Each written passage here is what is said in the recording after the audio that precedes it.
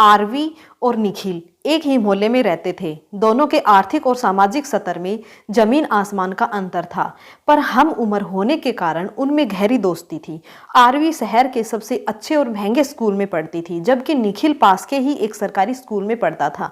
निखिल पढ़ने में बहुत मेधावी था। धीरे धीरे निखिल के मन में आरवी के लिए प्यार पनपने लगा, पर दोनों की परिस्थितियों में जमीन आसमान का अंतर देख निखिल गा उठता, तू चांद नगर की शहजादी, मैं इस धरती का बंजारा। जबकि आरवी निखिल को अपना सबसे अच्छा दोस्त मानती थी। निखिल को दूसरे शहर में अच्छे इंजीनियरिंग कॉलेज में दाखिला मिल गया। आरवी इसी शहर में अपने बीए पूरी कर रही थी।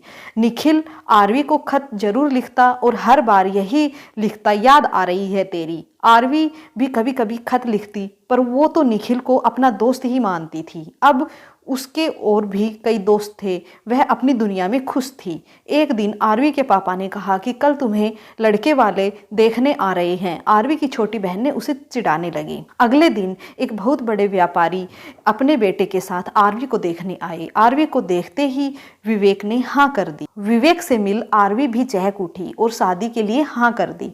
दोनों की शादी पक्की हो गई। यह सुनकर निखिल दुखी हो गया और उसका दिल रो पड़ा। अगले महीने ही आरवी और विवेक की शादी हुई। आरवी झूमकर गा उठी, तारे हैं बारात, चांदनी है ये बारात, सातों फेरे होंगे अब हाथों में ले हाथ। आरवी अपनी गृहस्थी में खुश थी। जब वह अपनी शादी के बाद पहली बार निखिल से मिली तो अपनी शादी में न आने पर खूब लड़ी। समय गुजरता गया। निखिल को मुंबई में एक अच्छी नौकरी मिल गई, पर वह आरवी को भुलाकर शादी करने के लिए तैयार न था। अब आरवी फोन पर उसे शादी करने के लिए कहती तो वह गाता कि तुम मुझे भूल भी जाओ तो यह हक है तुमको, मेरी बात और है, मैंने तो मोहब्बत की है। एक दिन एक भयानक कार दुर्घटना में विवेक की मृत्यु हो गई। आरवी की हालत पागलों जैसी हो गई। वह दिन रात रोती रही। निखिल आरवी से मिलने गया। उसके गले लगकर आरवी फुट फुट कर रोई।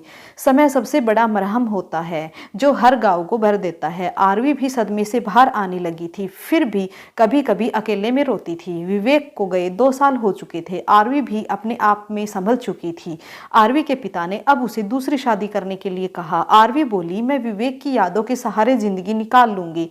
आरवी के माता पिता ने उसे समझाया कि उसकी पूरी जिंदगी पड़ी है, वो लोग तो आज हैं कल नहीं, फिर आरवी अकेली रह जाएगी। बहुत समझाए इसके बाद आरवी दूसरी शादी के लिए राजी हुई। उसके पिता ने निखिल के सामने आरवी से शादी का प्रस्ताव रखा, क्योंकि वे देख चुके थे कि निखिल आरवी को सच्चे दिल से चाहता है। निखिल ने इस रिश्ते के लिए हाँ कर दी। अब आरवी ने निखिल से पूछा कि वह यह शादी सिर्फ इसलिए तो नहीं कर रहा है कि आरवी की जिंदगी संवारना चाहता है। तो निखिल ने आरवी का हाथ अपने हाथों में लेकर कहा, मैं केवल तुमसे प्यार करता हूँ। एक दिन आरवी और निखिल की शादी हो गई। अब आरवी और निखिल जिंदगी में बहुत खुश हैं। तो फ्रेंड्स, आपको ये वीडियो कैसी लगी प्लीज़ कमेंट बॉक्स में कमेंट कीजिए। वीडियो पसंद आई तो लाइक कीजिए और इसी तरह की और वीडियोज़ के लिए प्लीज़ चैनल को सब्सक्राइब कर लीजिए। Okay, thank you friends.